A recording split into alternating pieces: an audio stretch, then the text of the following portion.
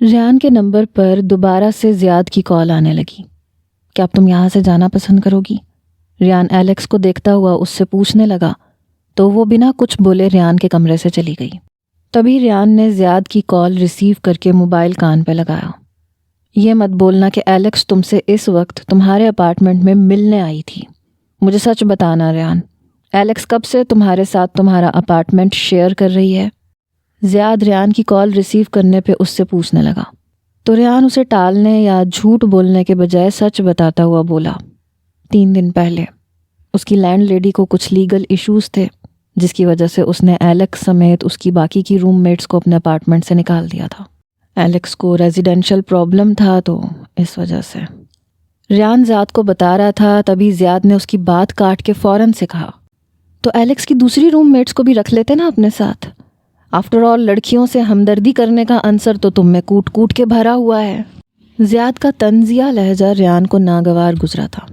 Shut up زی، تم limit cross نہیں کر سکتے، ریان اسے سنجیدہ لہجے میں باور کراتا ہوا بولا، اور تم وہاں رہ کے کچھ بھی کر سکتے ہو۔ زیاد اسی کے لہجے میں ریان سے پوچھنے لگا تو ریان کچھ پل کے لیے خاموش ہوا، پھر بولا کل پرسوں تک اس کی رہائش کا انتظام ہو جائے گا تو وہ یہاں سے چلی جائے گی۔ یار یہ کوئی اتنی بڑی بات نہیں ہے، ریان کچھ اکتائے ہوئے لہجے میں زیاد سے بولا۔ وہاں رہتے ہوئے تمہیں یہ بات نارمل سی ہی لگے گی، لیکن کم سے کم تمہیں کسی لڑکی کے ساتھ ریلیشن بناتے ہوئے آشو کا احساس کرنا چاہیے تھا۔ زیاد کو ریان کی اس حرکت نے مایوس کیا تھا، جبھی وہ بولا، آشو میری ماں نہیں لگتی زیاد جو میں اس کا احساس کروں۔ ریان آشو کا نام سن کے زیاد کی بات پہ غصہ ہوتے ہوئے بولا، اور جو تمہیں اس دنیا میں لے کے آئی ہے وہ تو ماں ہی ہے نا، اس ماں کا تو بڑا احساس کیا ہے تم نے۔ ماں کو تمہاری اس حرکت کا معلوم ہوگا تو کتنا دکھ پہنچے گا انہیں۔ زیاد ریان کی غصے کی پرواہ کیے بغیر اسے شرمندہ کرتے ہوئے بولا، اور ماں کو کون بتائے گا یہ بات؟ تم۔ ریان شرمندہ ہونے کے بجائے زیاد سے پوچھنے لگا، نہیں، میں ماں یا آشو کو یہ سب بتا کے ہرٹ نہیں کر سکتا۔ تمہاری اس گری ہوئی حرکت سے میں خود تم سے بہت زیادہ مایوس ہوا ہوں۔ لڑکیوں سے فلرٹ کرنا ریان سکندر کی نیچر کا حصہ ہو سکتا ہے، اتنا مجھے اندازہ تھا، مگر فلرٹ کرنے کے گراف کو تم اس حد تک نیچے لے جاؤ گے اس کا مجھے ہرگز گمان نہیں تھا۔ اپنی ویلیوز، اپنی قدریں تم آہستہ آہستہ بھول رہے ہو، ایسے ہی ایک دن ہمیں بھی بھول جانا۔ زیاد کی بات پہ وہ خاموش رہا، بولنے کے لیے کچھ تھا ہی نہیں۔ زیاد نے بھی مزید کچھ بولے بنا کال ڈسکنیکٹ کر دی۔ ریان نے غصے میں ہاتھ کا مکہ بنا کے کرسی پہ مارا جو اسی کے ہاتھ پہ لگا۔ آئی تھنک میرے یہاں رہنے سے تمہارا بھائی تم سے ناخوش ہے، اور تمہارے فیس ایکسپریشن سے لگ رہا ہے کہ تم بھی کچھ ڈسٹرب ہو چکے ہو۔ تو کیا میں یہاں سے چلی جاؤں؟ ایلیکس اس کے روم میں دوبارہ آئی اور ریان سے پوچھنے لگی۔ بے شک ریان اپنے بھائی سے ساری باتیں اردو میں کر رہا تھا جو اسے بالکل سمجھ میں نہیں آتی تھیں، مگر جس انداز میں اور جس لہجے میں وہ بات کر رہا تھا ایلیکس سمجھ چکی تھی کہ موضوع گفتگو اسی کی ذات ہے اور مسئلہ یقیناً اس کے یہاں رہنے کا تھا۔ وہ کمرے میں آئی تو ریان کے تاثرات اس قدر مایوس کن تھے، ایلیکس ریان سے اپنے جانے کا پوچھ بیٹھی۔ ایز یو وش، ریان شانے اچکا کے لاپرواہی سے بولا، یعنی اس کے جانے یا نہ جانے سے اسے کوئی فرق نہیں پڑتا تھا۔ ایلیکس کو اس کی لاپرواہی دیکھ کر جیسے آگ سی لگ گئی۔ تھوڑی دیر بعد وہ کمرے سے نکلی تو اس کے ہاتھ میں ہینڈ کیری موجود تھا۔ ریان بنا تاثر چہرے پہ لیے خاموشی سے ایلیکس کو جاتا ہوا دیکھنے لگا۔ ایلیکس ریان کو اپنی مڈل فنگر دکھا کے اس کے اپارٹمنٹ سے باہر نکل گئی، اور ایلیکس کی اس حرکت پہ وہ لعنت بھیجتا ہوا اپنے موبائل کو اٹھا چکا تھا۔ تھینک یو میرے سوئے ہوئے ضمیر کو جگانے کے لیے، وہ مجھے مڈل فنگر دکھا کے یہاں سے جا چکی ہے، آج کے بعد وہ میری شکل بھی نہیں دیکھے گی۔ ریان جل کے زیاد کو واٹس ایپ کرنے لگا، جس کا تھوڑی دیر کے بعد رپلائی آیا، اگر اس کے جانے کا اتنا ہی غم ہو رہا ہے تو اپنے ضمیر کو سلا کے اسے دوبارہ بلا لو۔ ویسے بھی 3 دن سے ایک نامحرم لڑکی تمہارے اپارٹمنٹ میں تمہارے ساتھ رہ رہی تھی، بہن بھائی والا پروگرام یا جسٹ فرینڈز کے زمرے میں تو نہیں آتا یہ سب کچھ۔ کاش میں تمہاری اس آوارہ حرکت کا ماں کو بتا سکتا۔ زیاد کا رپلائی دیکھ کر وہ اسے بڑی سی گالی سے نوازتا ہوا سونے کے لیے لیٹ گیا۔ اندھیری رات میں ڈوبا ہوا وہ شہر، وہ خاموشیاں جو کئی سال پرانی قبروں سے آباد تھا، شہر سے کافی دور اس پرانے کھنڈر نما قبرستان میں رات کے دوسرے پہر ایرا یہاں تنہا موجود تھی۔ زمین پہ قدم رکھتے ہی سوکھے بکھرے پتے اس کے پاؤں تلے روندے اپنی زندگی ہارے جا رہے تھے۔ سوکھے پتوں کی آواز ماحول کو پراسرار بنا رہی تھی۔ نہ جانے کون سی ایسی کشش تھی جو اسے یہاں زندگی سے دور ان قبروں میں سوئے ہوئے مردوں کی جانب کھینچ لائی تھی۔ وہ یہاں کیوں موجود تھی، اسے یہاں کون لایا تھا، ایرا کو کچھ معلوم نہیں تھا۔ وہ صرف اتنا جانتی تھی کہ ایک انجان سی قبر ہے جو اسے اپنی جانب بلا رہی تھی۔ ایرا کے قدم خود بخود اس قبر کی جانب بڑھتے چلے جا رہے تھے، اس گہرے گڑھے میں جھانکتی ہوئی یہ وہ اچانک اپنے حواسوں میں لوٹی تو خود کو قبرستان میں موجود پا کے وہ بری طرح گھبرا گئی۔ یہ تو قبرستان ہے، میں یہاں کیسے آ گئی؟ کون لایا ہے مجھے یہاں؟ وہ قبرستان میں نظریں دوڑاتے ہوئے خوفزدہ سی چاروں اطراف دیکھتی چلی گئی، جہاں گہرے سناٹے کا راز تھا۔ اپنے پاؤں کے پاس بالکل نیچے گڑھا دیکھ کے وہ خوفزدہ ہو گئی، جیسے یہ بالکل تازہ قبر کھودی گئی تھی۔ ایرا، اس کے پاس مت جانا ایرا۔ کان میں کی گئی سرگوشی پہ ایرا ڈرتی ہوئی اپنے چاروں سو دیکھنے لگی، مگر وہاں آس پاس کوئی نہ تھا۔ تو پھر یہ آواز کس کی تھی؟ یہ آواز جیسے اس نے برسوں بعد سنی تھی، مگر وہ اس آواز کو پہچان نہیں پائی۔ آخر یہ شخص کون تھا؟ اس سے کیا کہنا چاہتا تھا؟ کون ہے یہاں پہ؟ ایرا ڈرتی ہوئی زور سے بولی۔ خوف سے اس کی اپنی آواز لڑکھڑا گئی۔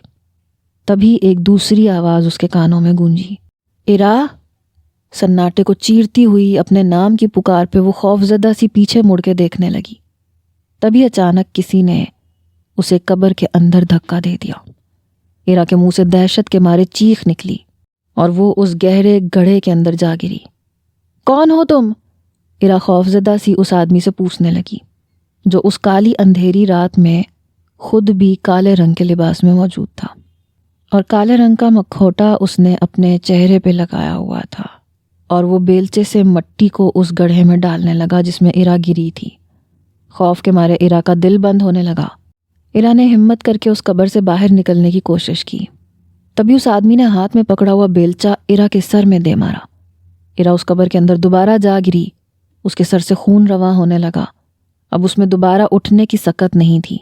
خاموشی سے وہ اس آدمی کو دیکھنے لگی جو اس گڑھے کو بیلچے کی مدد سے مٹی سے بند کر رہا تھا۔ کون ہو تم؟ میں نے کیا بگاڑا ہے تمہارا؟ کیوں مارنا چاہتے ہو مجھے؟ ایرا خوفزدہ سی اس سے پوچھنے لگی۔ تبھی اس آدمی نے بیلچے کو ایک طرف پھینک کے اپنے چہرے سے مکھوٹا ہٹایا۔ حیرت اور بے یقینی سے ایرا کی آنکھیں کھلی کی کھلی رہ گئیں۔ اسے قبر میں زندہ دفن کرنے والا آدمی کوئی اور نہیں بلکہ زیاد تھا۔ زیاد کا نام پکارتی ہوئی وہ جیسے گہری نیند سے جاگی اور لمبی سانس لیتی ہوئی خوفزدہ سی کانپنے لگی۔ اس کا دل ابھی بھی خوف کے مارے بری طرح لرز رہا تھا۔ ہاتھ پیر سن ہونے لگے تھے۔ تم نے ابھی سے راتوں کو زیاد کے خواب دیکھنے شروع کر دیے۔ توبہ ہے، کتنی زور سے چیخ ماری ہے، میرے کان کے پردے پھٹ گئے۔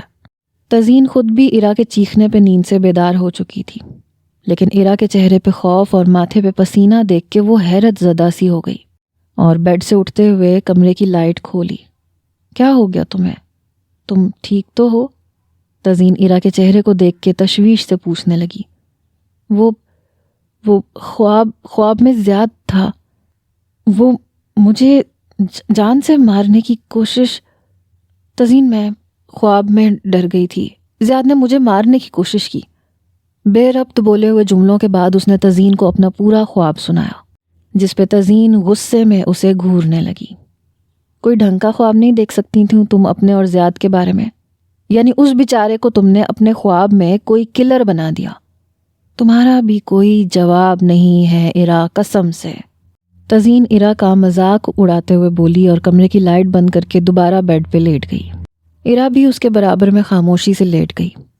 تھوڑی دیر پہلے آنے والے خواب کے بارے میں سوچتی ہوئی وہ تزین سے بولی، تزین، مس ساجدہ خوابوں کے متعلق کہتی ہیں کہ کچھ خواب ہمارے لاشعور کا حصہ ہوتے ہیں جن کا حقیقی زندگی سے کوئی تعلق نہیں ہوتا، مگر کچھ خواب ہمیں انڈیکیشن دینے کے لیے آتے ہیں تاکہ ہمیں اچھے اور برے حالات کی آگاہی دے سکیں۔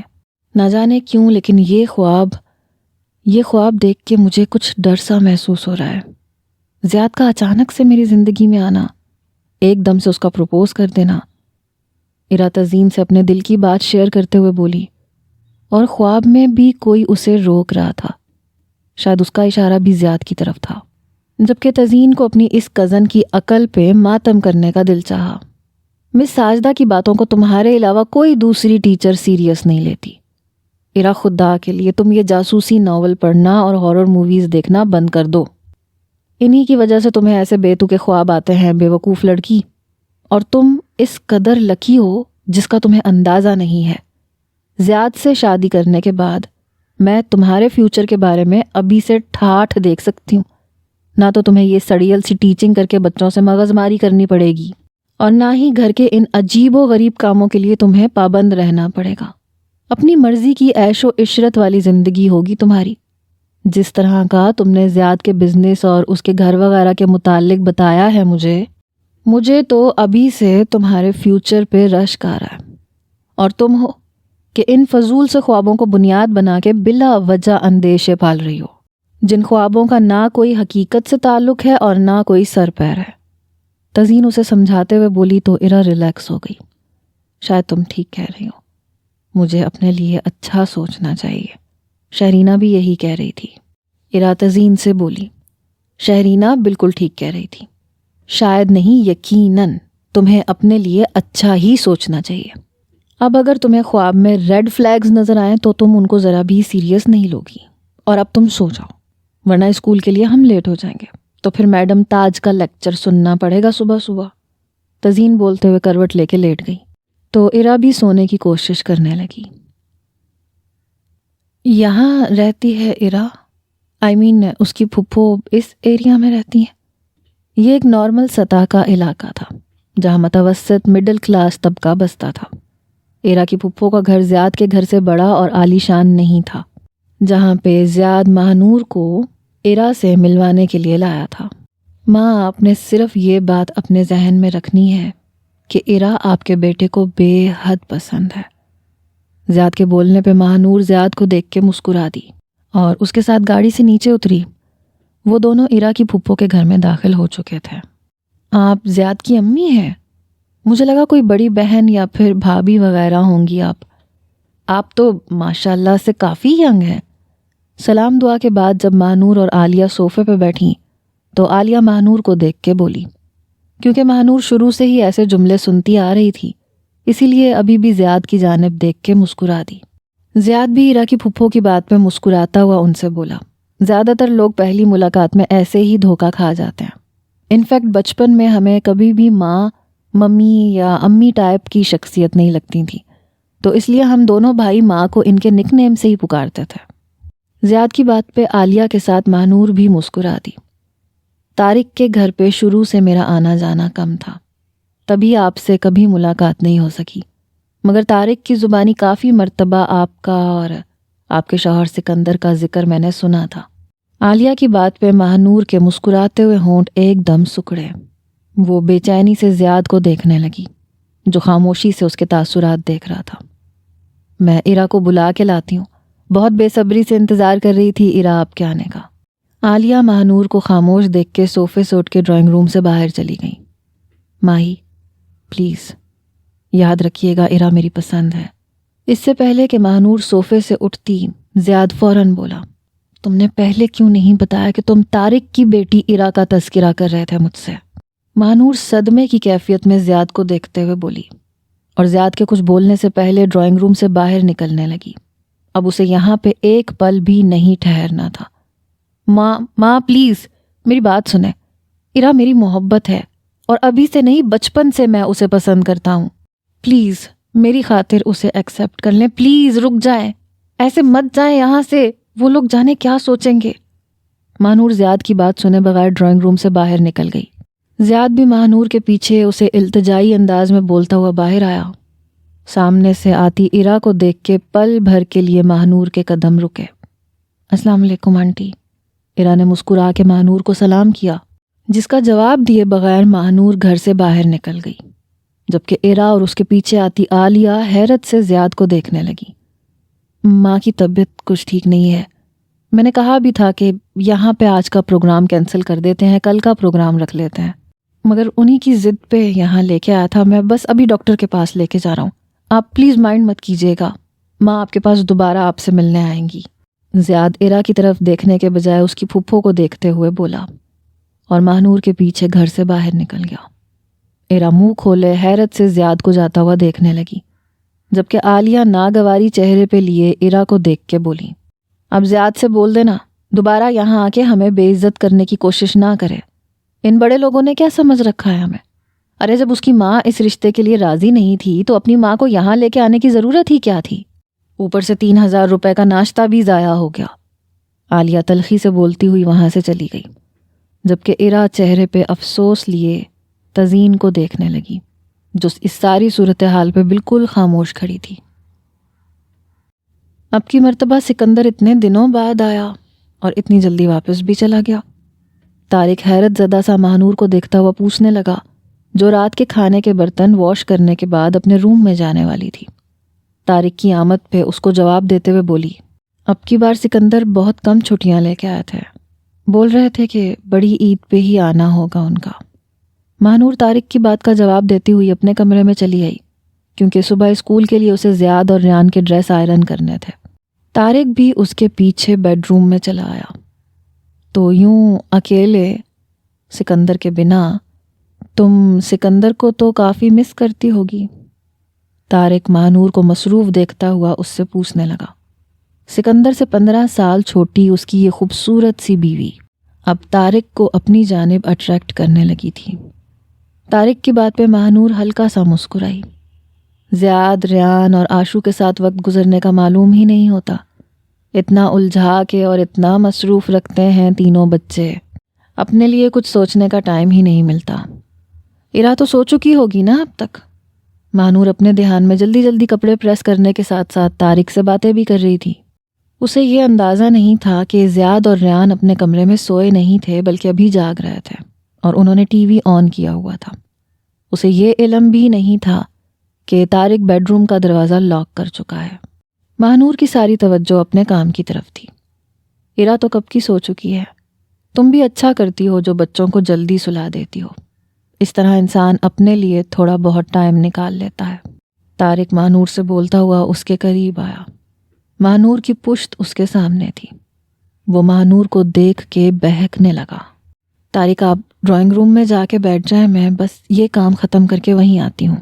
اپنی پشت پہ طارق کی موجودگی کو محسوس کر کے ماہنور طارق سے بولی، تو طارق نے اس کے ہاتھ سے آئرن لے کے رکھ دی اور ماہنور کا چہرہ اپنی جانب کیا تو وہ حیرت سے طارق کو دیکھنے لگی۔ سکندر کا رویہ تمہارے ساتھ بالکل بھی اچھا نہیں ہے، اسے تمہاری فیلنگز کا احساس ہی نہیں ہے اور نہ وہ تمہاری قدر کرتا ہے۔ مجھے سخت غصہ آتا ہے اس پہ جب وہ کسی دوسرے کے سامنے تمہیں بری طرح سے ڈانٹ دیتا ہے۔ تم یہ سب کچھ آخر کیسے برداشت کر لیتی ہو؟ طارق ماہنور کو دیکھتا ہوا پوچھنے لگا، جس میں ماہنور بے دلی سے مسکرائی۔ عادت ہو گئی ہے اب تو، شروع میں ہوتا تھا محسوس سکندر کا رویہ، مگر اب زیادہ محسوس نہیں ہوتا اور نہ برا لگتا ہے۔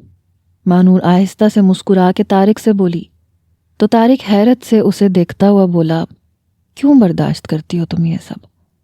کیا اپنی ساری زندگی اس طرح سے گزار دو گی؟ میں تمہیں یوں بے عزت ہوتے ہوئے نہیں دیکھ سکتا۔ سکندر کا رویہ تمہارے ساتھ جاہلانہ ہے جو مجھ سے برداشت نہیں ہوتا، مجھے بہت برا لگتا ہے۔ تم پیار کرنے کے لائق ہو، یقین مانو ماہنور، تم بہت پیاری ہو، بہت خوبصورت۔ طارق اس سے بات کرتا ہوا ماہنور کو اپنے بازوؤں میں سما چکا تھا۔ ماہنور طارق کی اس حرکت پہ دنگ ہو کے رہ گئی، کیونکہ آج سے پہلے اس نے کبھی ایسی حرکت یا باتیں نہیں کی تھی۔ طارق آپ کو گھر جانا چاہیے، آپ پلیز یہاں سے جائیں، کافی رات ہو چکی ہے۔ ماہنور نے طارق کو خود سے دور کرنے کی کوشش کی۔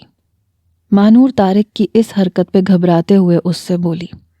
طارق نے ماہنور کے گرد حائل اپنے بازو ہٹائے، مگر وہ ابھی بھی اس کے نزدیک ہی کھڑا تھا۔ کیا تمہارا دل نہیں کرتا کہ کوئی تمہاری ذات میں بھی دلچسپی لے، تم پہ توجہ دے؟ کیا تمہارے دل میں یہ خواہش پیدا نہیں ہوتی کہ کوئی تم سے پیار کرے؟ بتاؤ مجھے، جواب دو۔ طارق ماہنور سے بولتا ہوا اس کے ہونٹوں پہ جھکا تو ماہنور شاکڈ سی طارق کی حرکت پہ کچھ بھی نہ کر سکی۔ جب طارق کی شدت حد سے بڑھنے لگی تو اس نے طارق کو پیچھے کیا۔ یہ غلط ہے طارق، سکندر آپ کے اچھے دوست ہیں، آپ کیسے یہ سب، آپ اس کی بیوی کے ساتھ، پلیز آپ چلے جائیں یہاں سے۔ جو کچھ بھی ہو رہا تھا وہ جانتی تھی کہ یہ سب غلط تھا، لیکن پھر بھی نہ جانے کیوں وہ اتنے آرام سے طارق کو یہ سب کرنے دے رہی تھی۔ اسے سختی اختیار کرنی چاہیے تھی، لیکن وہ بے بس تھی۔ شاید ہنگامہ یا شور شرابہ ہونے سے اسے رسوائی کا ڈر تھا۔ وہ غلط ہے جو سکندر تمہارے ساتھ کرتا آ رہا ہے۔ شوہر ہونے کا یہ مطلب نہیں ہوتا کہ جب اس کا دل چاہا تو سب کے سامنے اس نے تمہاری بے عزتی کر دی۔ ہمارے درمیان جو کچھ بھی ہو رہا ہے وہ سب ٹھیک ہے۔ جب تمہارے شوہر کو تمہاری ذات سے لگاؤ ہی نہیں ہے، جب اسے تمہارے اور اپنے رشتے کی پرواہ ہی نہیں ہے، تو پھر تمہیں اس رشتے کی پرواہ کرنے کی کیا ضرورت ہے؟ تم یہ بالکل مت سوچو کہ میں یا تم، ہم دونوں سکندر کو دھوکہ دے رہے ہیں۔ ہم صرف تھوڑی دیر کے لیے اپنے لیے خوشیاں چاہتے ہیں۔ تم بھی ایسا ہی چاہتی ہو مانور، میں جانتا ہوں کہ ہر عورت یہ چاہتی ہے کہ کوئی ایسا مرد اس کی زندگی میں موجود ہو جو اس سے پیار کرتا ہو۔ سکندر نے تمہیں صرف اپنے مطلب کے لیے استعمال کیا ہے۔ اس کے بچے پیدا کرنے کے بعد تم اس کے لیے ایک بالکل بیکار سی شے بن چکی ہو۔ جب کبھی اس کا دل چاہتا ہے تو تمہارے جسم سے اپنی بھوک مٹا لیتا ہے۔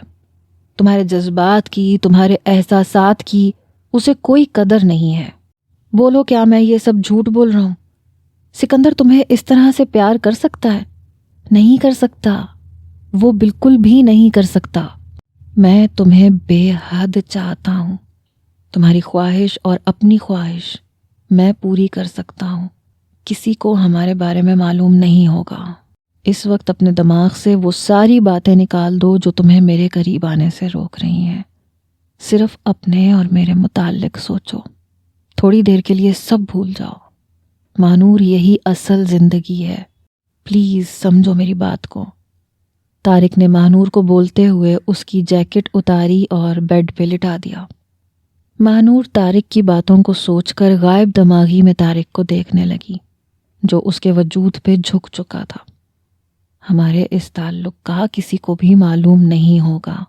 ہم کچھ بھی غلط نہیں کر رہے، ہم صرف ایک دوسرے سے اپنے حصے کی خوشیاں وصول کر رہے ہیں۔ تمہیں جب بھی میری ضرورت ہوگی تم مجھے اپنے پاس پاؤ گی۔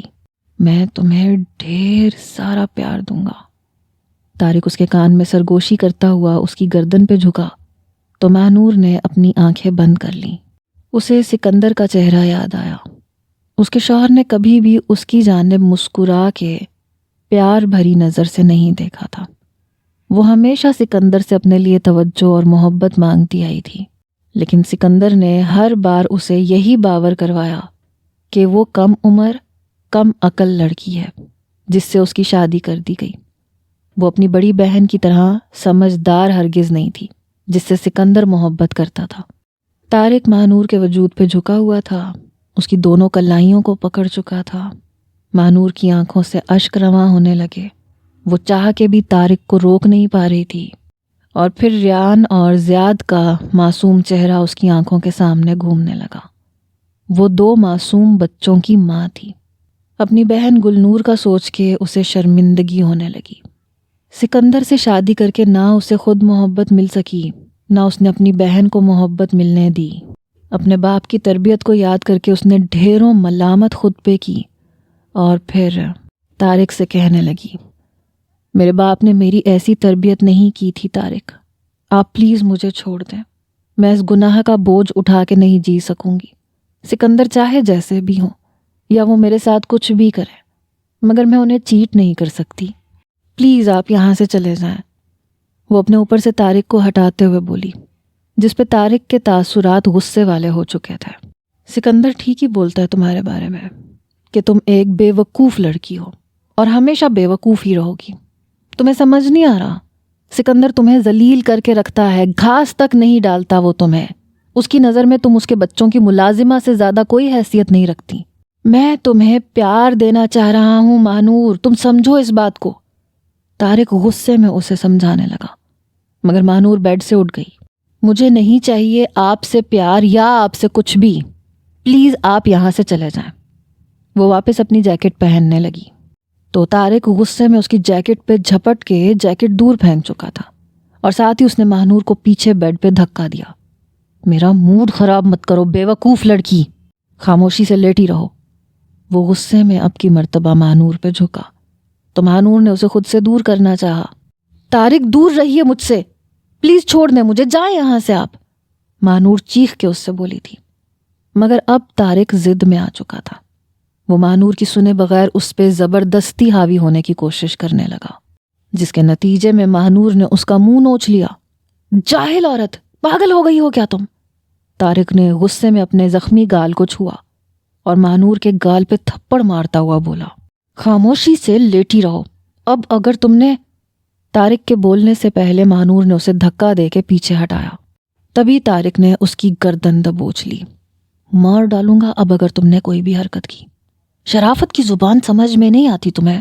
بولو، مار ڈالوں تمہیں یا پھر مجھے میری مرضی کرنے دو گی؟ صرف تھوڑی دیر کی بات ہے، تھوڑی دیر، تمہیں مجھے برداشت کرنا ہوگا، اس کے بعد میں خود یہاں سے چلا جاؤں گا۔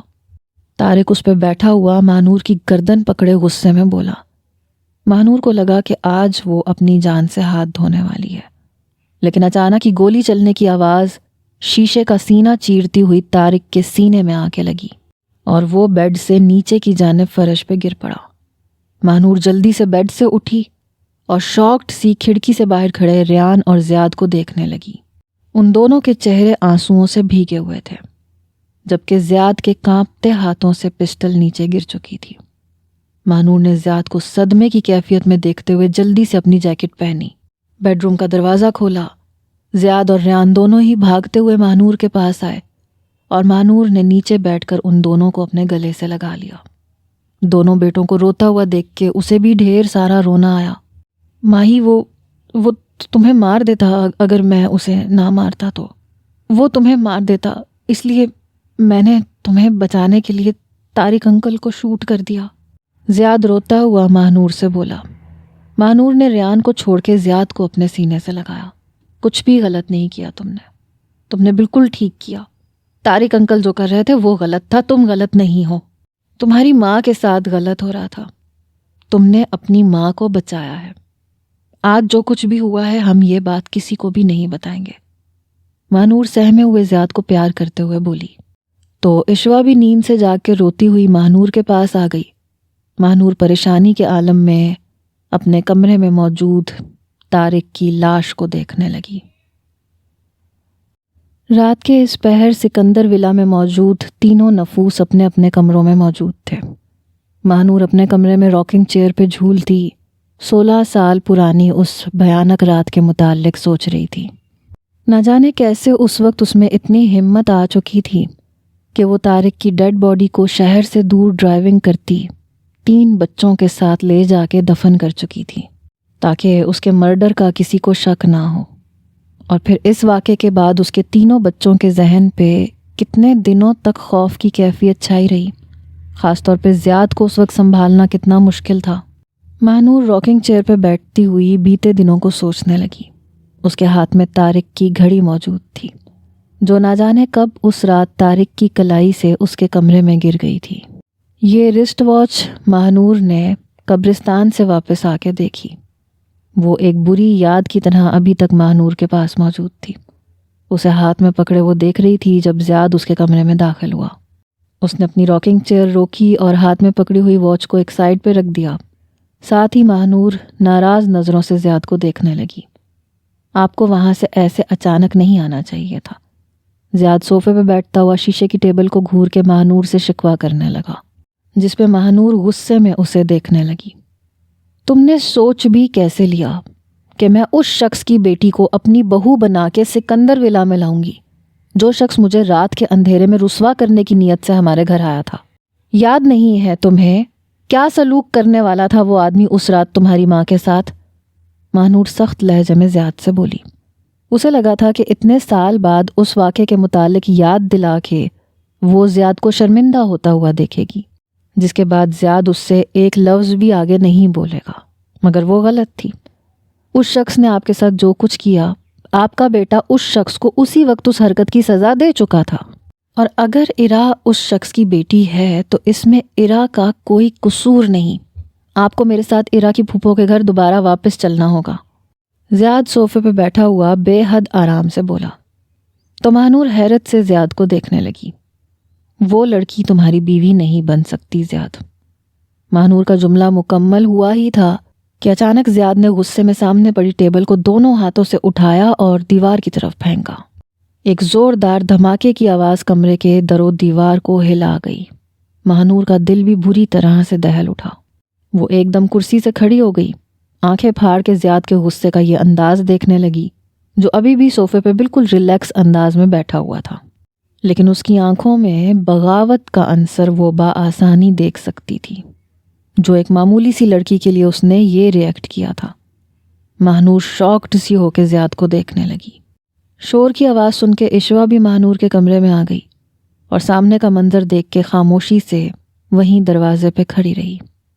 سوری میرے اس طرح سے بیہیو کرنے کے لیے، مگر یہ جملہ بہت غلط بولا تھا آپ نے، کیونکہ زیاد سکندر کی بیوی صرف اور صرف ارا ہی بن سکتی ہے اور کوئی دوسری لڑکی نہیں۔ اور پھر جب یہ بات بچپن سے طے تھی تو پھر اب کیا مسئلہ ہے؟ آپ کے اور ڈیڈ کے منہ سے میں نے اپنے لیے ارا کا نام سنا تھا، تب سے میرے دل اور دماغ نے اسے قبول کر لیا تھا۔ ماں، آپ کی جو بھی ڈیڈ کے ساتھ کمٹمنٹ تھی آپ اسے پورا کریں۔ مجھے میری زندگی میں ارا چاہیے۔ زیاد صوفے سے اٹھ کے ماہنور کے پاس آتا ہوا بولا تو ماہنور حیرت سے پلکیں جھپکائے بنا اپنے اس فرما بردار بیٹے کو دیکھنے لگی، جو اس کی ایک آواز پہ اگلی کوئی بات ہی نہیں کرتا تھا اور اس کا کہا پورا کر دیا کرتا تھا۔ زیاد نے کبھی ماہنور کی کہی ہوئی کسی بات سے انکار کیا ہو، ایسا ماہنور کو یاد نہیں تھا۔ پھر آج کیسے وہ ایک بے ضرر سی لڑکی کے لیے اپنی ماں کے سامنے اس طرح سر اٹھا کے بات کر رہا تھا؟ تمہیں اپنی زندگی میں سب سے زیادہ عزیز کون ہے، وہ لڑکی یا پھر تمہاری ماں زیاد؟ ماہنور زیاد کو دیکھتے ہوئے پوچھنے لگی، جس پہ زیاد پریشان سا ہو کے ماہنور کو دیکھنے لگا۔ یہ آپ کیسی باتیں کر رہی ہیں؟ آپ میری ماں ہیں اور ارا میری خوشی ہے، اور ویسے بھی ماں اپنے بچوں کی خوشیوں کی خاطر کچھ بھی سہ لیتی ہیں، کچھ بھی کر جاتی ہیں۔ زیاد ماہنور کو شانوں سے تھامتا ہوا بولا، جس پہ ماہنور نے اس کا چہرہ دیکھتے ہوئے نفی میں اپنا سر ہلایا۔ جیسے چھوٹے بچے کی ہر خواہش پوری نہیں کی جاتی، ویسے ہی ہر خوشی بھی اپنے بچوں کو نہیں دی جاتی۔ ماہنور بے لچک لہجے میں بولی، ماہی پلیز ایسے مت بولے، وہ مجھے بہت زیادہ پسند ہے، اور ابھی سے نہیں بلکہ بچپن سے۔ میں اس کے بغیر خوش نہیں رہ سکوں گا۔ اس طرح بولنے اور منت کرنے پہ وہ ماہنور کو چھوٹا سا بچہ ہی لگا، جو اپنی خوشی کے لیے اپنی ماں سے ضد کر رہا تھا۔ ماہنور نے اس کے دونوں ہاتھ اپنے شانوں سے ہٹائے۔ تو پھر جاؤ اور اپنا لو، مگر میں تمہاری اس خوشی میں شریک نہیں ہوں گی، اور اس بات کے لیے تم مجھے فورس نہیں کرو گے۔ ماہنور سخت لہجہ اپنائے زیاد سے بولی تو وہ بے بسی سے ماہنور کو دیکھنے لگا۔ ضبط سے زیاد کی آنکھیں سرخ ہونے لگیں۔ اگر میری خوشیوں میں میری ماں شامل نہیں ہوگی یا اس کی دعائیں شامل نہیں ہوں گی تو پھر میں کیسے خوش رہ پاؤں گا؟ میں آپ کو ناخوش کر کے کبھی بھی خوش نہیں رہ سکتا، لیکن یہ بھی سچ ہے کہ میں ارا کے بغیر بھی خوش نہیں رہ سکتا۔ زیاد ماہنور کو بولتا ہوا نم لہجے کے ساتھ اس کے کمرے سے نکل گیا۔ جب عشوہ ماہنور کے پاس آئی، ماہی، بھائی کی خوشی اگر ارا میں ہے تو اس کا جملہ ابھی مکمل نہیں ہوا تھا کہ ماہنور آنکھیں دکھاتے ہوئے عشوہ کو دیکھنے لگی، جس پہ عشوہ ایک دم خاموش ہو گئی۔ اپنے کمرے میں جاؤ آشو، وہ عشوہ کو گھورتے ہوئے بولی۔ مائیں خود غرض نہیں ہوتی ماہی، ماؤں کا غرض اپنے بچوں کی خوشیوں میں چھپا ہوتا ہے۔ بھائی اگر خوش نہیں رہے تو ساری عمر آپ کو اس کا گلٹ رہے گا۔ اپنی ضد پوری کر کے آپ ان کی زندگی سے اس لڑکی کو دور کر رہی ہیں جس میں بھائی کی خوشی ہے۔ عشوہ ماہنور سے بولتی ہوئی اس کے کمرے سے چلی گئی۔ ماہنور نے دوبارہ راکنگ چیئر پہ بیٹھ کے اپنی آنکھیں بند کر لیں۔ زیاد کے منہ سے پہلی مرتبہ اپنا نام سن کے وہ کس قدر خوش تھی، اور جب وہ پہلی مرتبہ شدید بیمار پڑا تھا تب وہ کس قدر پریشان تھی۔ کسی بچے کے مارنے یا لڑنے پہ وہ روتا ہوا گھر آتا تھا تو وہ اسی وقت اسکول میں اس بچے کی کمپلین کرنے پہنچ جاتی تھی۔ ریان کی پیدائش کے بعد بھی اس نے زیاد پہ سے اپنی توجہ کم نہیں کی تھی، کیونکہ وہ اس کا بڑا بیٹا تھا، شروع سے ہی اس کا تابع دار، اس کا فرما بردار، اس کا ہر حکم ماننے والا، اس کا خیال رکھنے والا۔ Mahi you are the best mother in the whole world. جب زیاد محبت سے یہ جملہ بولتا تھا تو مہنور کا ڈھیروں خون بڑھ جاتا تھا۔ اسے اپنے شوہر کی محبت اور توجہ نہیں ملی، مگر اس کا بیٹا اس سے محبت کرتا تھا۔ ماہی، جب ڈیڈ تم پہ غصہ کرتے ہیں تو مجھے ذرا بھی اچھا نہیں لگتا۔ تمہاری آنکھوں میں آنسو دیکھ کے میرا دل کرتا ہے میں ڈیڈ سے فائٹ کروں۔ تھک کر مہنور نے اپنی درد ہوتی بند آنکھیں کھولیں اور کھڑکی کی طرف دیکھا۔ آدھی رات گزر چکی تھی۔ نہ جانے چیئر پہ بیٹھے پرانی باتوں کو سوچتے کتنا وقت گزر گیا تھا، اسے اندازہ بھی نہیں ہو پایا۔ وہ چیئر سے اٹھ کے اپنے کمرے سے باہر نکلی، زیاد کے کمرے کی طرف چلی آئی، جہاں توقع کے عین مطابق وہ ابھی تک جاگ رہا تھا۔ ماں، آپ ابھی تک جاگ رہی ہیں؟ سوئی کیوں نہیں؟ اتنی رات ہو چکی ہے۔ زیاد مہنور کو دیکھتا ہوا عام سے لہجے میں پوچھنے لگا۔ اس کا چہرہ بجھا ہوا تھا اور آنکھیں بے تحاشا سرخ ہو رہی تھیں، جو بہت کچھ بیان کر رہی تھیں۔ تم بھی تو نہیں سوئے ابھی تک، جاگ کیوں رہے ہو؟ مہنور زیاد کے چہرے پہ نظر ڈال کے اسے دیکھتے ہوئے بولی تو وہ ہلکا سا مسکرا دیا۔ نیند آنی ہوگی تو آ جائے گی، مگر آپ کو اپنی صحت کا خیال رکھنا چاہیے۔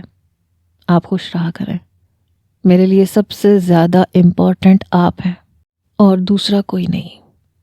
زیاد مہنور کو دیکھتے ہوئے بولا تو مہنور خاموشی سے اس کا چہرہ دیکھنے لگی۔ وہ مہنور کے اس طرح دیکھنے پہ مسکرانے لگا۔ بات کی ہے تم نے ایرا سے؟ مہنور کے پوچھنے پہ زیاد کی مسکراہٹ مدھم ہو کے چہرے سے غائب ہو گئی۔ رات میں کتنی مرتبہ ایرا کی اس کے پاس کال آئی تھی، مگر اس نے ریسیو نہیں کی۔ جب ساری باتیں ہی ختم ہو گئیں تو پھر اس سے بات کر کے کیا حاصل؟ آپ یہ بتائیں کہ ریان سے بات ہوئی آپ کی؟ میں تو آج سارا دن اس سے بات نہیں کر سکا، بس میسج دیکھا تھا اس کا، بول رہا تھا پاکستان آنے کی کوشش میں لگا ہوا ہے۔ ایرا کی بات کو نظر انداز کر کے وہ عام سے لہجے میں ریان کی آمد کا بتانے لگا، تاکہ ریان کی آمد کا سن کے مہنور خوش ہو جائے۔ ریان یہاں پہ تمہاری شادی کا سن کے آنے کے لیے رضامند ہوا تھا۔ ایسا کرتے ہیں کہ ایرا کی پھپھو کی طرف جا کے کل کا ہی پروگرام رکھ لیتے ہیں۔ اچھا ہے تمہاری شادی کے معاملات نمٹ جائیں، پھر مجھے ریان کے متعلق بھی سوچنا ہے۔ مہنور کی بات سن کے زیاد نے تعجب سے مہنور کو دیکھا۔ اسے اپنے کانوں پہ یقین نہیں آ رہا تھا۔ جو اس نے سنا تھا وہ صحیح تھا یا غلط؟ وہاں آپ راضی ہیں؟ ایرا کے لیے آپ کل اس کی طرف جانے کی بات کر رہی ہیں؟ وہ بے یقین سا مہنور سے پوچھنے لگا، جس پہ مہنور ہلکا سا مسکرائی۔ تم خوش ہو اب؟ مہنور زیاد کا چہرہ دیکھتے ہوئے پوچھنے لگی۔ زیاد نے مسکرا کے مہنور کو گلے لگا لیا۔ بہت بہت زیادہ خوش ہوں Mahi, you are the best mother in the whole world, I love you so much. زیاد کے انداز سے، آواز سے خوشی چھلکنے لگی۔ مہنور اس سے الگ ہوتی اس کے گال پہ ہاتھ رکھ کے اس کا گال تھپ تھپانے لگی اور اس کا جگمگاتا مسکراتا چہرہ دیکھ کے خود بھی مسکرا دی۔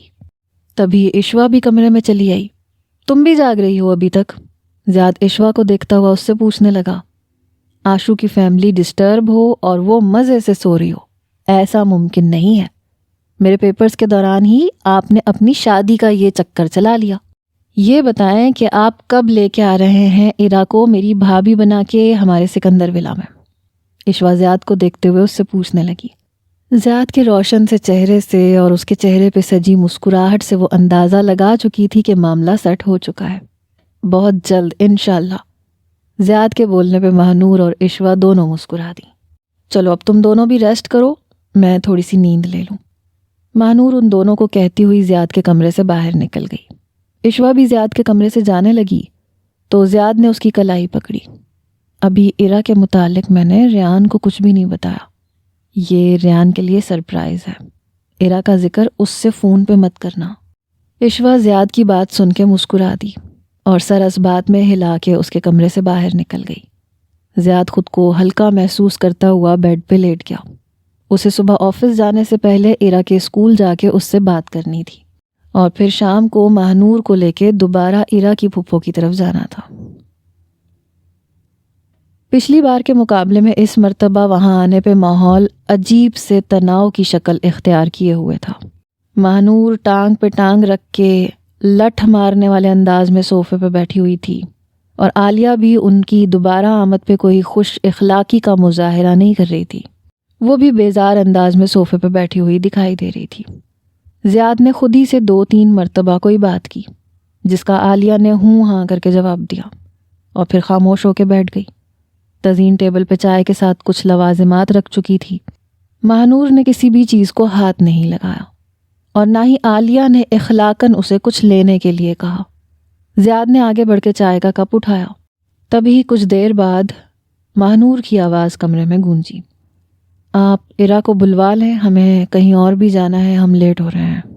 وہ کلائی میں باندھی گھڑی دیکھ کے بیزار سے انداز میں بولی، تو زیاد ماہنور کو دیکھنے لگا۔ تزین، ایرا کو بھیج دو یہاں۔ عالیہ نے ماہنور کو جواب دیے بغیر وہیں بیٹھے بیٹھے تزین کو آواز لگائی، تو زیاد نے بے دلی سے چائے کا کپ واپس رکھ دیا۔ چند سیکنڈ کے بعد ڈرائنگ روم میں ایرا آئی تو زیاد کی مسکراتی نظروں نے اسے دیکھا۔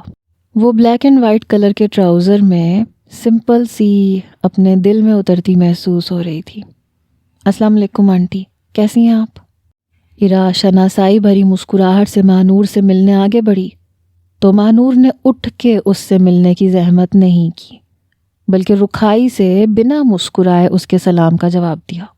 ایرا جو یہ توقع کر رہی تھی کہ ماہنور اٹھ کے اسے گلے لگا کے بچپن کی طرح خوشی سے مسکرا کے ملے گی، مگر ایسا کچھ نہ ہوا، تو اس نے ہچکچاتے ہوئے خود ہی ماہنور کے آگے مصافحے کے لیے ہاتھ بڑھایا، جس پہ ماہنور نے اس کے ہاتھ کو ہلکا سا چھو کے پیچھے کر لیا۔ عالیہ نے اس رد عمل پہ ناگواری سے اپنا سر جھٹکا، جبکہ زیاد بڑی حیرت سے ماہنور کا یہ انداز دیکھنے لگا۔ اسے دلی طور پہ ماہنور کے اس رویے پہ دکھ پہنچا تھا۔ اب یوں ہی سر پہ کھڑی رہو گی کیا اپنی آنٹی کے؟ ارے جتنا انہوں نے ملنا تھا مل لیا، اب ٹک بھی جاؤ صوفے پہ۔ ایرا کی ماہنور سے انسلٹ ہوتی دیکھ کے عالیہ بھی مروت کیے بغیر ایرا کو انہی لوگوں کے سامنے گھرکتے ہوئے بولی، تو ایرا شرمندگی سے ایک سرسری نظر زیاد پہ ڈال کے ٹیبل کے پاس آئی۔ آپ لوگوں نے کچھ لیا نہیں؟ ایرا ٹیبل پہ رکھے لوازمات کو دیکھ کے بولی، چائے کا کپ اٹھا کے ماہنور کی طرف بڑھانے لگی۔ رہنے دو، تکلفات کی ضرورت نہیں ہے، ہم بس یہاں رشتے کی بات کرنے آئے ہیں تمہاری پھپھو سے۔ ماہنور نے ہاتھ کے اشارے سے ایرا کو روک کے عالیہ کو دیکھتے ہوئے جتایا۔ ماہنور نے ہاتھ کے اشارے سے ایرا کو روک کے عالیہ کو دیکھتے ہوئے جتایا تو زیاد لب بھینچ کے ضبط کرتا ہوا ماہنور کو دیکھنے لگا۔ ایرا چائے کا کپ واپس رکھ کے خاموشی سے سنگل صوفے پہ بیٹھ گئی۔ رشتے کی کیا بات کرنی ہے بہن، بس لڑکا لڑکی راضی ہیں، جبھی آپ کا بیٹا یہاں آپ کو دوبارہ لے کے آیا ہے۔ جو آپ لوگوں کی ڈیمانڈ ہو وہ آپ بتا دیجئے گا، اپنی حیثیت کے مطابق جتنا مجھ سے ہو سکا میں پوری کرنے کی کوشش کروں گی۔ عالیہ ماہنور کے رشتے والی بات پہ طنزیہ لہجہ اختیار کرتے ہوئے بولی، اور جہیز کے متعلق پوچھنے لگی، واٹ ڈیمانڈ؟ اگر ڈیمانڈ سے مطلب آپ کا جہیز ہے یا اس سے ریلیٹڈ کوئی بات کر رہی ہیں، تو ہمارے خاندان میں لڑکی والوں سے جہیز لینے کا رواج نہیں ہے۔ ویسے بھی اللہ کا دیا ہمارے پاس سب کچھ موجود ہے، آپ بس اتنا بتا دیں کہ ہمیں رخصتی کے لیے کب آنا ہوگا دوبارہ۔ ماہنور نامحسوس گرد اپنی شرٹ پہ سے جھاڑتے ہوئے عالیہ کو دیکھ کے بولی، تو ایرا نے نظریں اٹھا کے ایک نظر زیاد پہ ڈالی، جو مسلسل ضبط کیے خاموشی سے بیٹھا اپنی ماں کا انداز دیکھ رہا تھا، لیکن ماہنور زیاد کو مکمل طور پہ نظر انداز کرتی عالیہ کو دیکھتے ہوئے بات کر رہی تھیں، اور عالیہ ناک منہ چڑھا کے صوفے پہ بیٹھی بیزار سے انداز میں ماہنور کی باتوں کا جواب دے رہی تھیں۔ بھلا ایسے رشتہ کب اور کہاں ہوتا ہے؟ ایرا نے سوچتے ہوئے دوبارہ اپنا سر جھکا لیا، اپنے ہاتھ میں موجود زیاد کی پہنائی ہوئی انگوٹھی دیکھنے لگی۔ ایسا کریں آپ لوگ اتوار کو ایرا کو لینے یہاں آ جائیں، اس دن زیاد کی آفس کی بھی چھٹی ہوگی، مصروف بھی نہیں ہوگا وہ، تو ہی گھر پہ سادگی سے نکاح کے بعد ہم ایرا کی رخصتی کر دیں گے۔ ماہنور اگر کم نہ تھی تو عالیہ نے بھی کوئی کسر نہیں چھوڑی تھی۔ اس کے مقابلے میں آنے کی۔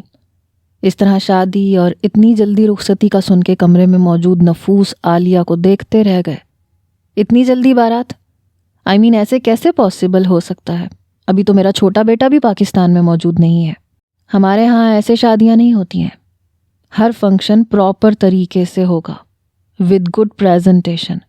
شادی کے ایونٹ کم سے کم بھی 6 سے 7 ہوں گے، پراپر ارینجمنٹ کے ساتھ۔ مہنور عالیہ کے خیال کو رد کرتے ہوئے بولی، مگر اب کی مرتبہ زیاد گفتگو میں حصہ لیتے ہوئے بولا، ٹھیک ہے، ہم سنڈے کے دن یہاں عصر کے بعد آ جائیں گے اور تب ہی نکاح کے بعد عرا کو اپنے ساتھ رخصت کر کے لے جائیں گے۔ زیاد کی بات سن کے مہنور کے ساتھ ساتھ عرا بھی حیرانگی سے اسے دیکھنے لگی، مگر اب زیاد عالیہ کی طرف دیکھتا ہوا اس کی اگلی بات کا جواب دیتا، حق مہر اور دوسری باتیں طے کر رہا تھا۔ کیا مطلب ہے اس بات کا؟ وہاں سب کچھ اتنی جلدی طے بھی کر لیا تم نے؟ ایسی کیا آفت پڑ گئی تھی یار؟ تھوڑا انتظار تو کر لیتے میری فلائٹ منڈے کو تھی، یعنی تمہارے نکاح والے دن کے اگلے دن میرا پاکستان آنا ہوگا۔ ریان جولری شاپ سے زیاد کی بیوی کے لیے خوبصورت سا ڈائمنڈ کا پینڈنٹ لے کے ابھی باہر نکلا تھا، تبھی موبائل پہ زیاد کی بات سن کے وہ افسوس کا اظہار کرتے ہوئے بولا، میں نے اکیلے کچھ طے نہیں کیا، اس کی پھپھو کی مرضی پہ صرف اپنی رضامندی دی ہے، ورنہ ماں تو کسی معاملے میں کوئی خاص دلچسپی لے ہی نہیں رہی تھی۔ زیاد آفس سے جلدی نکلتا ہوا کار ڈرائیو کرنے کے ساتھ ریان کو بتانے لگا، جس طرح کے ماحول میں وہاں اس کے رشتے کی بات چیت چل رہی تھی، زیاد کو یہی مناسب لگا کہ وہ اتوار کے دن سیدھے سادے طریقے سے نکاح کے بعد عرا کو رخصت کروا کے اپنے ساتھ لے آئے۔ اگر وہ مہنور کی بات کو اوپر رکھتا ہوا سارے فنکشنز کو ترتیب دیتا تو جتنے دن فنکشن ہوتے اتنے دن مہنور اور عرا کی پھپھو کے درمیان مزید باتیں نکل کے ایک دوسرے کے سامنے آتی۔ ماں اور تمہارے کسی معاملے میں انٹرسٹ نہ لیں، یہ میں مان ہی نہیں سکتا۔ زیاد سکندر، سب کچھ ٹھیک ہے نا پاکستان میں؟ ریان اپنی گاڑی میں بیٹھتا ہوا سیٹ بیلٹ باندھ کے زیاد سے پوچھنے لگا۔ اب وہ مونٹی کو راستے سے لیتا ہوا اپنے اپارٹمنٹ میں جانے کا ارادہ رکھتا تھا۔ ہاں یار، سب کچھ ٹھیک ہے، بس تم جلدی آ جاؤ نا۔ ایونٹ تو ریسیپشن کا ہے جو تمہاری موجودگی میں ہی ہوگا، نکاح تو بس گھر کے چند افراد پہ مشتمل سادہ سی تقریب ہے۔ زیاد ریان سے بولتا ہوا کال رکھ چکا تھا کیونکہ سامنے عرا کی پھپھو کا گھر موجود تھا۔ آج اسے عرا کو نکاح کے ڈریس کے لیے اپنے ساتھ لے کے جانا تھا۔ اندر آؤ گے؟ عرا زیاد کی کار سے باہر نکلنے سے پہلے اس سے پوچھنے لگی۔ وہ عرا کو اپنا من پسند ڈریس دلوا کر اس وقت عرا کو اس کے گھر چھوڑنے آیا تھا۔ تم دل سے چاہ رہی ہو کہ میں تمہارے گھر آؤں یا اخلاقاً مجھ سے پوچھ رہی ہو؟ زیاد عرا کا چہرہ دیکھتا ہوا اچھے موڈ میں اس سے پوچھنے لگا، جس پہ عرا ہلکا سا مسکرائی۔ میں دل سے چاہ رہی ہوں کہ تم تھوڑی دیر کے لیے اندر آ جاؤ۔ عرا مسکراتے ہوئے آنکھوں میں نرم تاثر لیے زیاد سے بولی، جس پہ وہ بھی مسکرا دیا۔ تمہاری پھپھو مائنڈ تو نہیں کریں گی میرے آنے پہ؟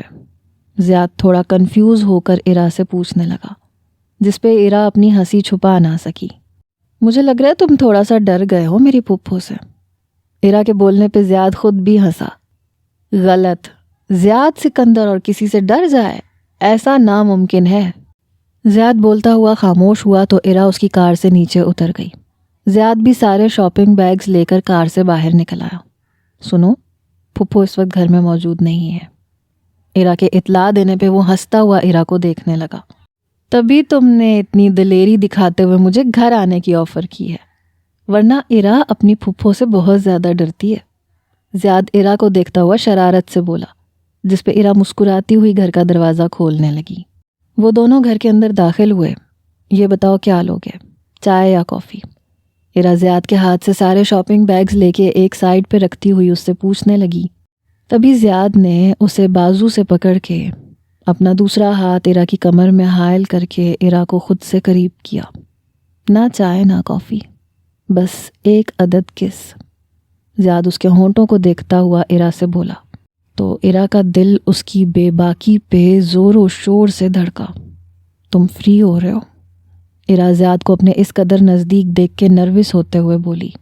ساتھ ہی اس نے اپنے چہرے کا رخ دوسری جانب کیا۔ جتنا قریب وہ اس وقت اس کے کھڑا تھا اور جس انداز میں اسے دیکھ رہا تھا، इरा का दिल अंदर ही अंदर बुरी तरह धड़कने लगा। वो ज़ियाद की जानिब देखने से भी गुरेज कर रही थी। अपनी होने वाली बीवी से फ्री होना कोई बुरी बात तो नहीं है, और चाय कॉफ़ी की ऑफ़र तुमने ही की थी, लेकिन इस वक्त मुझे जो चाहिए वो मैंने तुम्हें बता दिया। ज़ियाद ने इरा का बाजू छोड़ के उसका चेहरा अपनी जानिब किया। तुम भूल रहे हो, मैं अभी सिर्फ तुम्हारी होने वाली बीवी हूँ, हुई नहीं हूँ, इसलिए अभी तुम्हारा फ्री होना नहीं बनता। और चाय कॉफ़ी का पूछना मेहमान नवाजी की अलामत होता है, इसलिए मैंने तुमसे पूछा था। इरा आराम से उसके हिसार से निकलते हुए बोली। तो ज़ियाद काफ़ी बदमज़ा सा हुआ। यानी तुम अच्छी मेहमान नवाज नहीं हो। लगता है शादी के बाद तुम्हें मेहमान नवाजी के गुर भी सिखाने पड़ेंगे। ऊपर से इतने दिन गुजर चुके हैं, मालूम नहीं कि संडे अब की मर्तबा इतना लेट क्यों हो गया है यार। ज़ियाद के बेकरार से लहजे पे इरा को हंसी आ गई। अच्छा उदास मत हो, मैं तुम्हें ये ड्रेस और ये ज्वेलरी पहन के दिखाती हूँ। इरा ज़ियाद की बात को इग्नोर करती हुई उसकी तवज्जो अपने निकाह वाले ड्रेस की तरफ दिलाते हुए बोली। कोई ज़रूरत नहीं है, इस तरह तो तुम मेरे जज्बात को मज़ीद हवा दोगी। ज़ियाद के बोलने पे इरा नफ़ी में सर हिलाते हुए मुस्कुराने लगी। अगर मैं उस दिन तुम्हें मॉल में ना मिलती तो फिर तुम किससे शादी करते? इरा ज़ियाद को देखते हुए उससे पूछने लगी।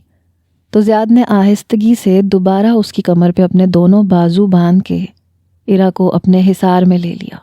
बूढ़ा होने से पहले मैं तुम्हें ढूंढ ही लेता, इतना तो मुझे खुद पे यकीन था। कुंवारा नहीं रहने वाला था मैं सारी उम्र।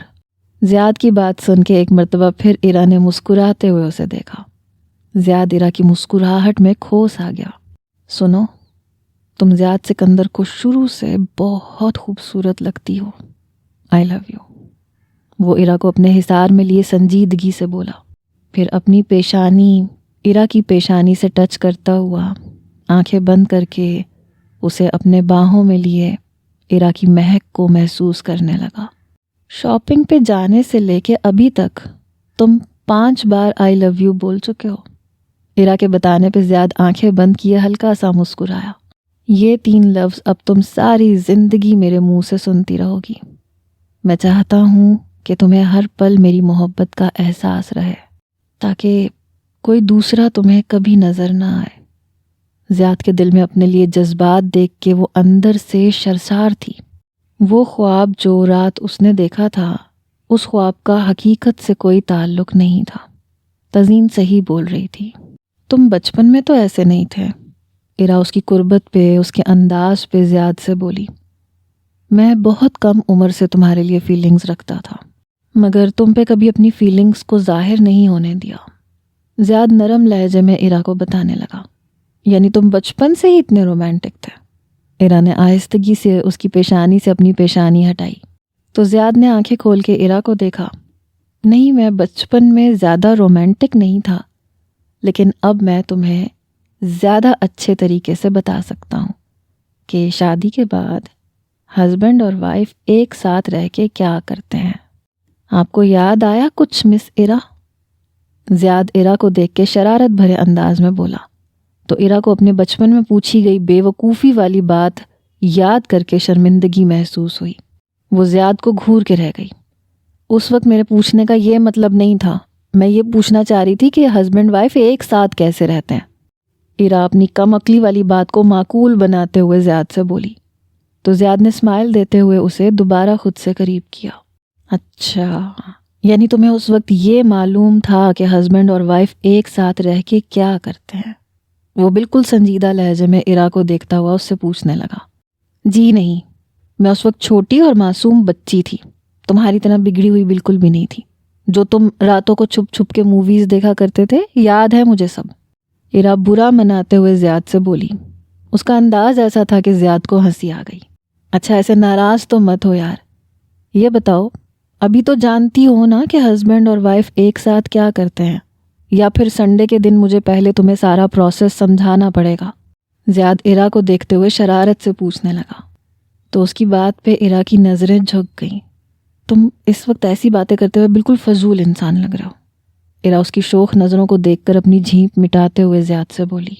और तुम इस तरह से शर्माती हुई बचपन की तरह मासूम और क्यूट सी बच्ची लग रही हो। زیاد قریب سے اس کے چہرے کا ایک ایک نقش اپنے دل میں اتارتا ہوا بولا، زیاد، آنٹی خوش نہیں لگ رہی تھیں جب وہ دوبارہ یہاں آئی تھیں۔ کیا میں انہیں تمہارے لیے پسند نہیں آئی؟ وہ زیاد سے کب سے یہ بات پوچھنا چاہ رہی تھی، مگر جھجک کے مارے پوچھ ہی نہیں پا رہی تھی۔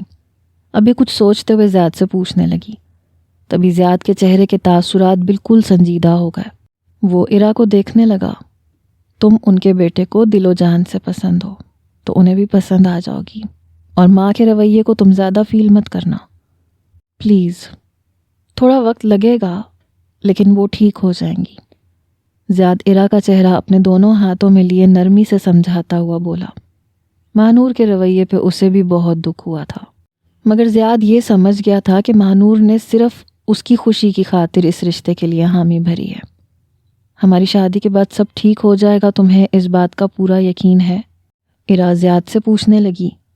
نہ جانے کیوں اسے انجانے اندیشے اور وہم گھیرے میں لینے لگے۔ آہستہ آہستہ سب ٹھیک ہو جاتا ہے، اور تم اتنا کیوں سوچ رہی ہو؟ میں ہوں نا تمہارے ساتھ۔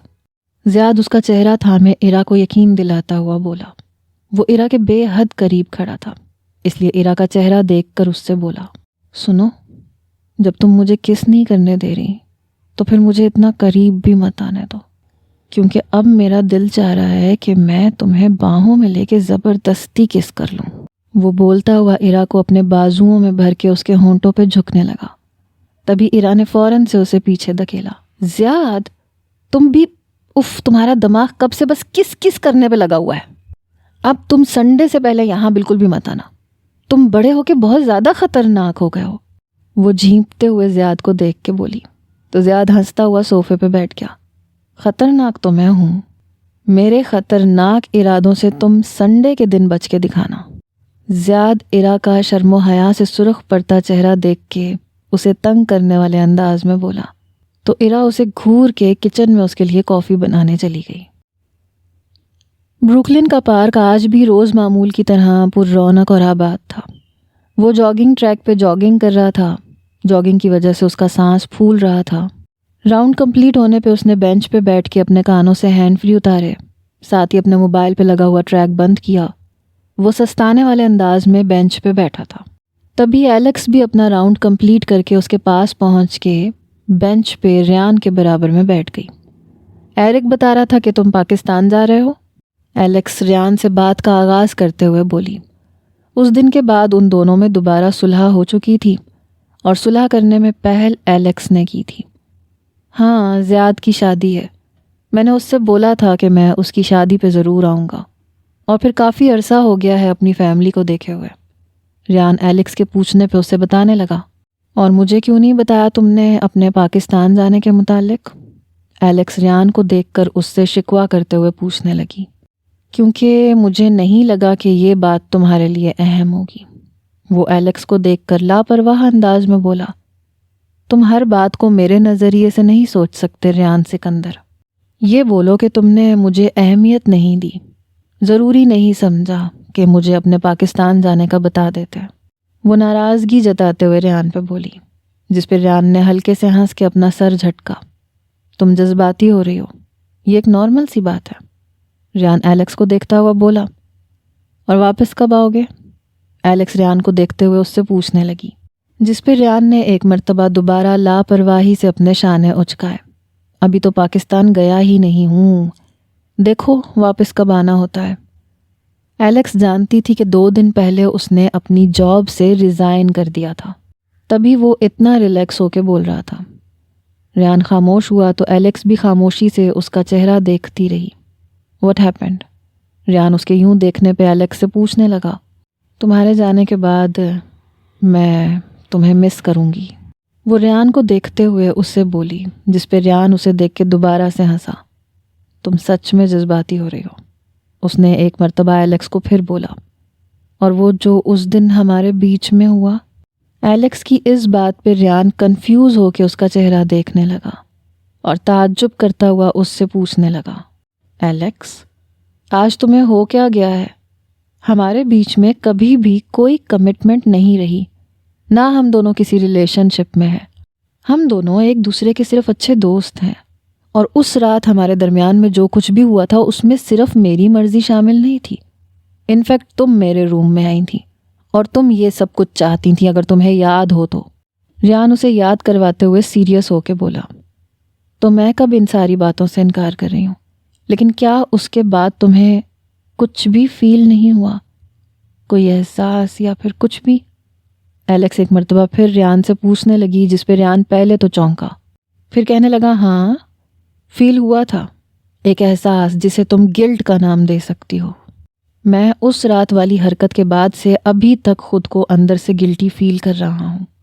اس رات مجھے تمہارے ساتھ وہ سب نہیں کرنا چاہیے تھا، کیونکہ تم میری ایک اچھی دوست ہو اور میں تمہیں اس سے زیادہ کچھ بھی نہیں سمجھتا. ریان ایلیکس کو یہ کہنے لگا تو وہ ریان کو دیکھ کے مسکرا دی. کیا تمہیں کبھی کسی سے لو ہوا ہے ریان؟ کبھی کوئی ایسی لڑکی جو تمہیں اچھی لگی ہو؟ ایلیکس بینچ کے پیچھے ٹیک لگا کے ریان کو دیکھتے ہوئے اس سے پوچھنے لگی. تو ایک بھولا بسرا چہرہ بچپن کی یادوں سے نکل کے اس کے ذہن کے پردے پہ چھاتا چلا گیا. بے ساختہ ریان اپنے ہونٹ کچھ کہنے کے لیے کھولنے لگا، لیکن پھر واپس سکیڑ لیے. وہ ان معصوم یادوں کو کبھی اپنے دل اور دماغ پہ حاوی نہیں ہونے دینا چاہتا تھا. لڑکی اچھی لگنے کا مطلب اگر لو ہوتا ہے تو پھر تو مجھے تم سے بھی لو ہے ایلیکس، کیونکہ تم بھی میری نظر میں ایک اچھی لڑکی ہو. ریان بات کو گول مول کرتا ہوا اس کی جانب دیکھ کے بولا. تو ایلیکس اسے گھور کے دیکھنے لگی. تمہاری نظر میں لو کی ڈیفینیشن کیا ہے ریان؟ میں یہ پوچھنا چاہ رہی ہوں. ایلیکس ریان کو سمجھاتے ہوئے پوچھنے لگی. پیار بے اختیاری کا دوسرا نام ہے. اگر کسی کو دیکھ کے مجھے اپنے دل پہ قابو نہ رہے تو پھر سمجھو کہ مجھے اس سے پیار ہو گیا. لیکن ابھی تک ایسا کوئی حادثہ ریان سکندر کے ساتھ پیش نہیں آیا. یہ جو میرا دل ہے نا، بہت ڈھیٹ شے ہے. یہ اتنے آرام سے کسی پہ نہیں مر مٹ سکتا. اب تم خود سوچ سکتی ہو کہ جو لڑکی اس دل پہ حکمرانی کرے گی وہ کوئی معمولی لڑکی تو نہیں ہو سکتی. ریان ایلیکس کو بولتا ہوا بینچ سے اٹھ کے کھڑا ہو گیا. آج اگر فری ہو تو میرے ساتھ قریبی مال تک چلو، کچھ گفٹس وغیرہ خریدنے ہیں مجھے، پھر تمہیں ایک اچھا سا بریک فاسٹ بھی کرواؤں گا.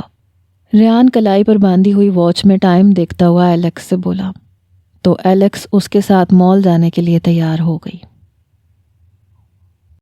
ایرا بنت طارق عظیم، آپ کو زیاد سکندر ولد شہریار سکندر کے نکاح میں 20 لاکھ روپے مہر سکہ رائج الوقت کے عوض دیا جاتا ہے. کیا آپ کو زیاد سکندر سے نکاح قبول ہے؟ تیسری مرتبہ اجازت لینے پر اس نے تیسری بار قبول ہے بول کر نکاح نامے پہ سائن کیے تو نہ جانے کیوں اس کے دل پہ بوجھ سا بڑھنے لگا. آنسو خود بخود اس کی آنکھوں سے کتار کی صورت میں نکل پڑے. تزین اور شہرینہ اسے گلے لگا کے مبارکباد دینے لگیں اور روتی ہوئی ایرا کو خاموش کروانے لگیں. زیاد کو اپنی زندگی میں شامل کر کے آج اسے اپنے ڈیڈ کی شدت سے یاد آئی تھی. تبھی عالیہ تزین کو ہٹا کے ایرا کے پاس آ گئی. پھپھو. ایرا کے پکارنے پہ عالیہ نے اس کو پیار کر کے اپنے ساتھ گلے لگا لیا. میں آج اپنے فرض سے سبکدوش ہو گئی. میری اپنی تو شادی نہیں ہوئی جو میری اولاد ہوتی، لیکن تمہیں اور تزین کو میں نے بیٹیوں کی طرح ہی پالا ہے. آسان نہیں ہوتا لڑکی ذات کو پالنا، ان کی پرورش کرنا بنا کسی سہارے کے، مگر اللہ نے سب آسانیاں پیدا کی. زیادہ اچھا لڑکا ہے. مجھے امید ہے کہ وہ تمہیں آگے خوش رکھے گا. تمہاری ساس کے متعلق تو میں کچھ کہہ نہیں سکتی، مگر اب تمہارا اصل ٹھکانہ زیاد کا گھر ہی ہے. اپنے شوہر کی ہر بات کو اہمیت دینا. میری زندگی آج ہے، کل نہیں ہوگی. تمہیں اب اپنی ساری زندگی زیاد کے ساتھ گزارنی ہے. اس کے علاوہ اب تمہارا کوئی قریبی رشتہ دار نہیں ہے. جو ہے وہ بس زیاد ہے. اس بات کو ہمیشہ یاد رکھنا. عالیہ کی باتیں سن کے ایرا کا دل مزید اداس ہونے لگا. وہ دور کھڑی اپنی جانب دیکھتی ماہنور کو دیکھنے لگی، جو نکاح ہو جانے کے بعد نہ تو خود اس کے پاس آئی تھیں اور نہ ہی اپنے ساتھ کھڑی عشوہ کو اس کے پاس آنے دیا تھا. ماہی، آپ ایسے کیوں ری ایکٹ کر رہی ہیں؟ ایرا فیل کرے گی، ہمیں ملنا چاہیے اسے جا کے. وہ اب بھائی کی زندگی میں شامل ہو چکی ہے، وہ ہماری فیملی کا حصہ بن چکی ہے. عشوہ نے جب ماہنور کی طرف سے پیش قدمی نہیں دیکھی تو وہ خود ایرا کے پاس جانے لگی. تو محروم نے عشوہ کی کلائی پکڑ لی اور اسے عرا کے پاس جانے سے روک دیا۔ وہاں موجود دوسری خواتین بھی ان دونوں کی طرف دیکھے جا رہی تھیں۔ یہ سب کچھ عشوہ کو بہت عجیب لگ رہا تھا۔ میں اس لڑکی کو یہ احساس دلانا چاہتی ہوں کہ وہ میرے بیٹے کی زندگی میں شامل ہو کے زبردستی ہماری فیملی کا حصہ نہیں بن سکتی۔ میں اس لڑکی کو زیادہ دیر زیاد کی زندگی میں برداشت نہیں کر سکتی، کیونکہ زیاد میری پہلی اولاد ہے، میرا بڑا بیٹا، میرا سب سے زیادہ خیال رکھنے والا، احساس کرنے والا بیٹا۔ پہلی مرتبہ میں نے اپنے بیٹے کی آنکھوں میں اس لڑکی کے لیے بغاوت دیکھی ہے، اپنے اس بیٹے کی آنکھوں میں جس نے اپنی ماں کو ہرٹ کرنے والے انسان کو قبر میں اتار دیا تھا۔ اس لڑکی کی اتنی اوقات نہیں ہے جس کے لیے زیاد یوں دیوانہ ہوا جا رہا ہے۔ میں زیادہ دن اس لڑکی کو زیاد کی زندگی میں ٹکنے نہیں دوں گی، اس لیے اس وقت زیادہ خوش ہونے کی ضرورت نہیں ہے۔ مہنور عشوہ کو دیکھتے ہوئے بولی تو عشوہ بے یقین سی ہو کے شوق کی کیفیت میں مہنور کو دیکھنے لگی۔ روشنیوں سے جگمگاتے ہوئے سکندر ولا کے کار پورچ میں آگے پیچھے دونوں گاڑیاں آ کے رکیں۔ دونوں گاڑیوں کی ڈرائیونگ سیٹ پہ ڈرائیور موجود تھے۔ ایک گاڑی میں عشوہ کے ساتھ مہنور موجود تھی، جبکہ دوسری گاڑی میں زیاد عرا کا ہاتھ پکڑ کر اسے باہر نکال رہا تھا۔ مہنور اپنی گاڑی سے اتری۔ کل رات تک ریان کا آنا ہوگا، ابھی تو وہ سفر میں ہے۔